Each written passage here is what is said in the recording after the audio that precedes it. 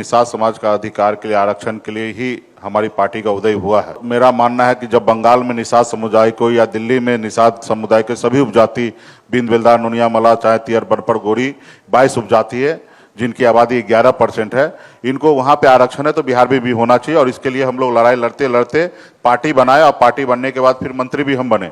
और आपने देखा होगा उसी समय में मंत्री रहने के बावजूद भी हम राज्यपाल महोदय से मिले थे, क्योंकि सरकार का हिस्सा मैं था और ये काम जो है भारत सरकार को करना था।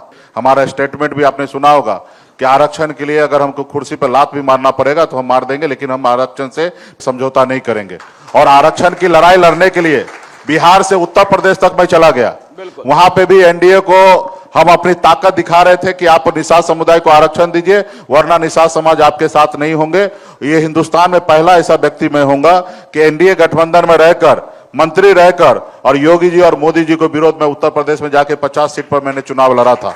मैं अपने पद के लिए, पावर के लिए मैं लड़ाई नहीं लड़ रहा था और अपने समाज के लिए संघर्ष कर रहा था। उसी का अंजाम है कि उन्होंने हमारी पार्टी को और हमारे विधायक को उन्होंने खरीद लिया।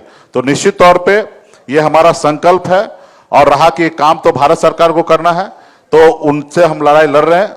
जब हमारी सरकार बनेगी तो पहला कैबिनेट में पास करके फिर से अनुशंसा भारत सरकार को भेजा जाएगा और भारत सरकार को निर्णय लेना है।